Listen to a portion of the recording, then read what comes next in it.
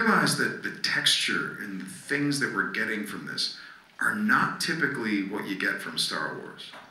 And I would have said, because even when I saw some of the early Andor stuff, I'm like, I'm concerned about the pace, but I don't know how it plays out because I haven't seen the whole episode yet. I've seen these pieces.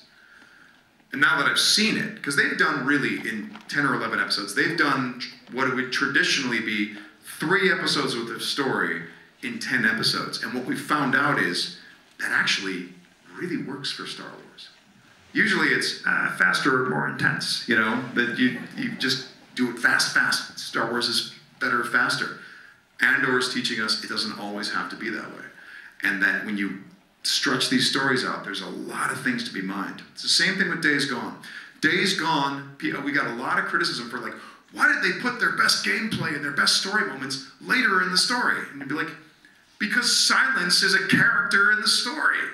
Loneliness is a character in the story. You can't establish that by being fast and snappy.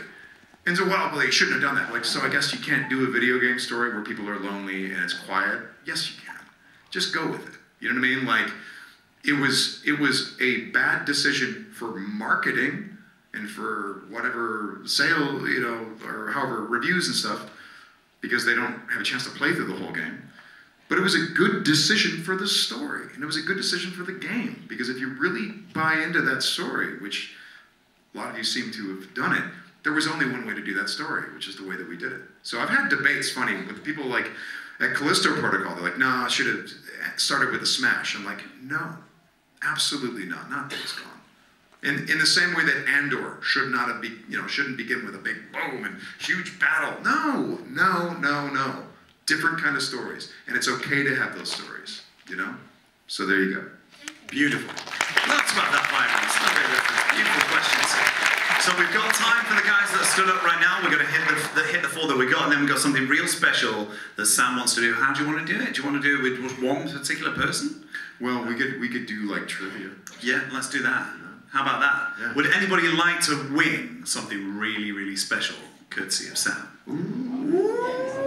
We're going all crash tones, baby! Oh yeah, it's good. We showcased them a little bit before. We're going all retro on these as well. Yeah, love this. Yeah. But Sam has very kindly provided some epic prizes. Yes. For some of you guys that know some Star Wars trivia. So we're going to ask these final 4 questions. And then we're going to have a bunch of people come and fight. Because you guys have seen Mad Max Beyond Thunderdome, right? We're going to do that.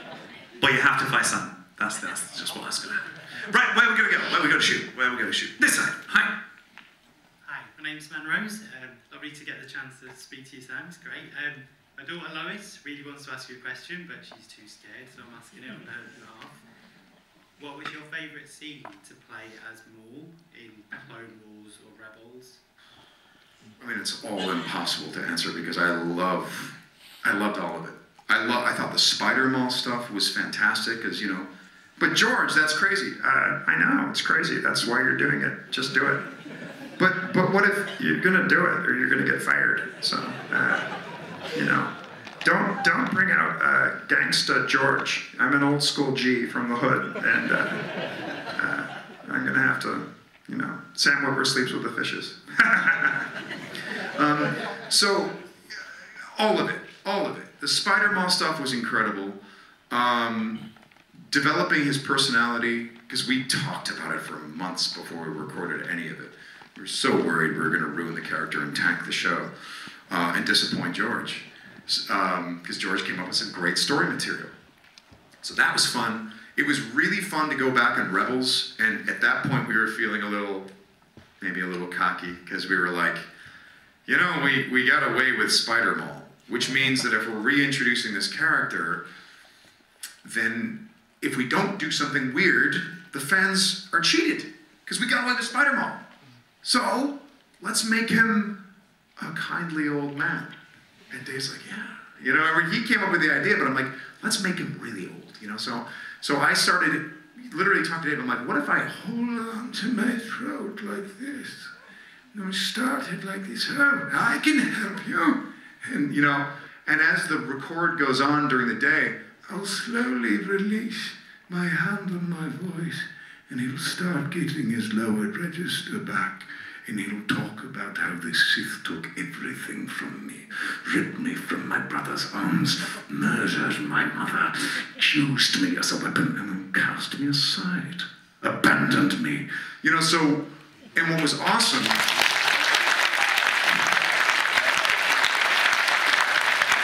what was fun, and what's fun about working with Lucasfilm is if you do something like that, if you make a choice to do something like that, then you go and visit like 5 months later, and you see that the animators have made Maul, he's literally like this.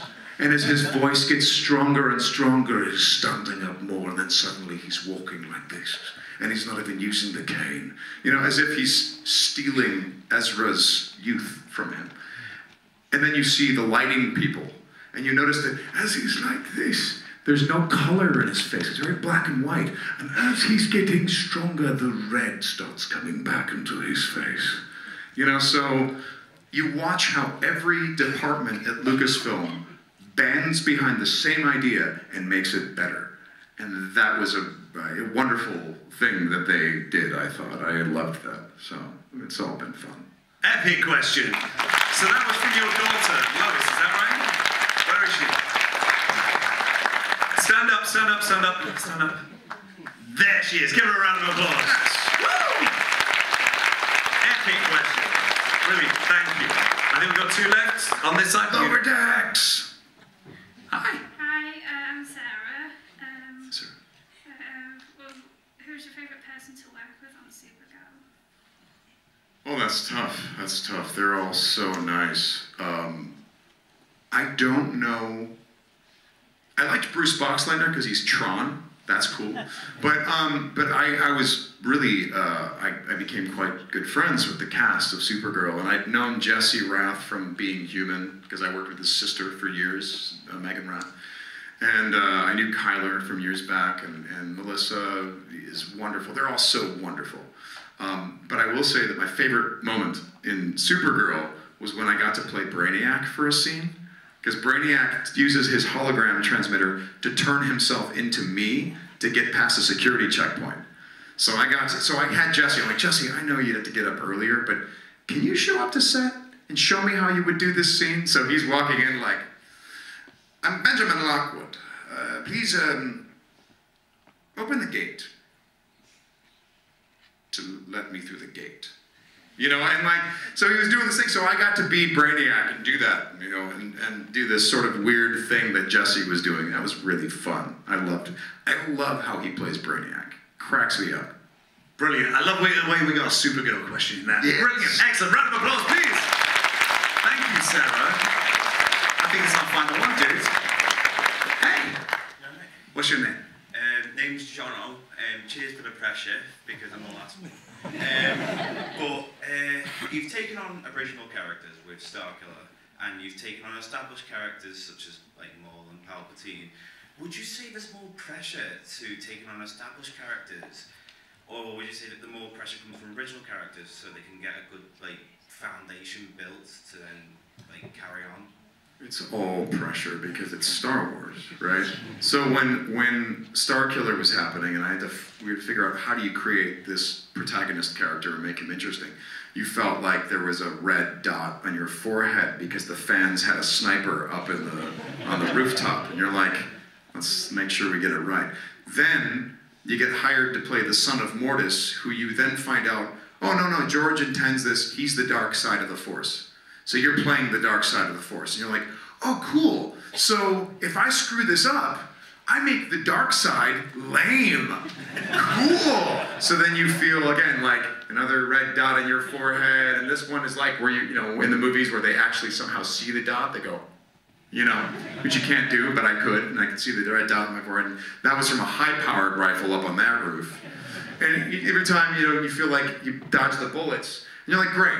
I dodged the Starkiller bullet, and then I dodged the Son of Mortis bullet. Oh, thank God. Okay, cool. And then Dave Filoni calls me up. Hey, Sam, I need Darth Maul. Can you do it? And then it's like the Predator laser, where it's like 3 dots. Like, anytime. You know? And then you just do your best, because that's all you can do, you know, except for the fact that it was wrong of me to have lied to Dave. When he said, I need Darth Maul, can you do it? I'm like, yep. And inside I'm thinking, nope, no, terrible choice. And I know why you're saying, can you do it? Because you're saying, as a friend, are you the guy? Be honest with me. And I was like, yes. Absolutely yes, I'm the guy for this role.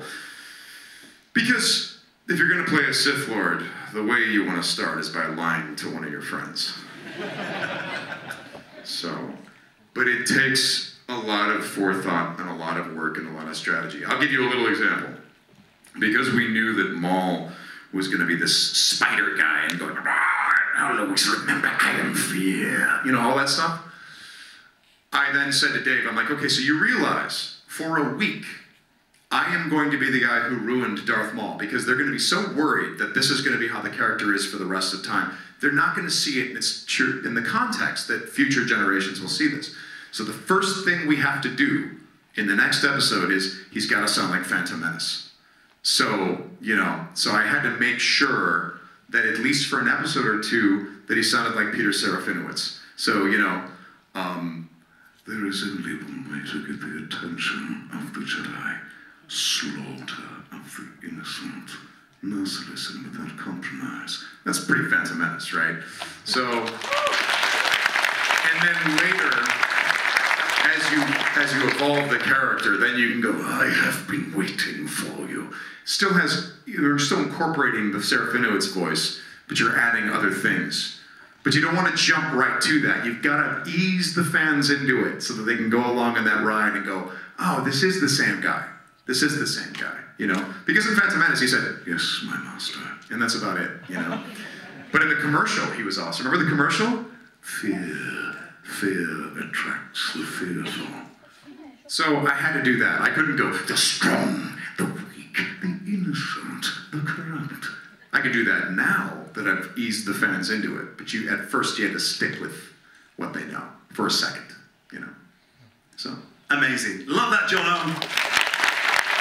Sounds just like a massive Star Wars encyclopedia. We got it all in there, bro. We got it all in there. Well, I want to find out which of you are also massive Star Wars encyclopedias.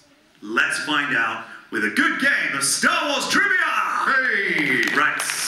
How do you want to run it? Okay, here's how we're gonna do it. First of all, let's go with who's got the ability to play a CD. Just raise your hands if you got that ability to play a CD. Okay, so among you, and it's gonna go with whose ever hand goes up first. So that's gonna be your responsibility. We got it. I need you to say the rest of this line, and it's got to be in the voice too. All right, you ready? Are you ready? They've gone really quiet. Everything that has transpired has done so according to my design. Your friends up there on the sanctuary moon are... Oh, right there in blue. Okay, stand up. I might be able to get to you, so just shout it at Sam. Walking into a trap. Yeah!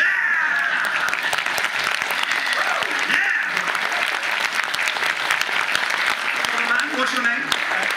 Kevin! I just brought the CD. Okay. Now, who's got a cassette player? Now, this is a weird thing. Okay, yeah, sweet. So among you guys, I have another Star Wars quote. Fear is the path to the dark side. Fear leads to anger. Anger leads to hate. Hate! Oh. Have you got a cassette player? Yeah. Oh, okay. Let's go. What are we going for? Leads to suffering. A cassette tape, it is. And last, Who collects vinyl? Who collects vinyl? Okay, among that crew. Okay. What's a good mall line? What do you think? Do you have any ideas? No. Okay, great. Ooh. I know.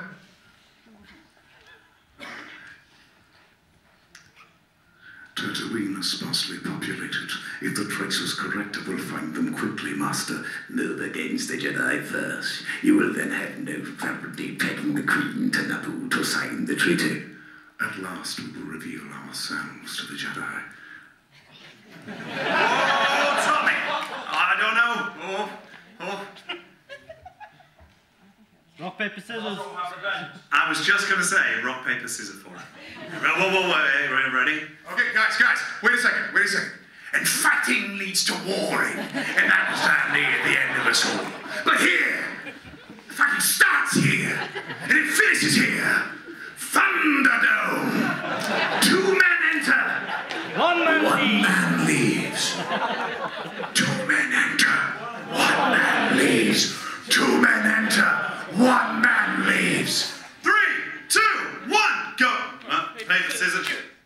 Oh! One more, you ready? Rock, paper, scissors, shoot! Oh. Deal? What do you mean, deal? Who run by the town? Last shout. Rock, paper, scissors, shoot. Oh my God! Hold on for a second. My eyes. See things before they happen. That's why he appears to have such good reflexes. Right, I want you to look that way. Yeah, but keep your hands so we can see what they're doing. Look that way. Tommy, look that way. You ready? Rock, paper, scissors, shoot!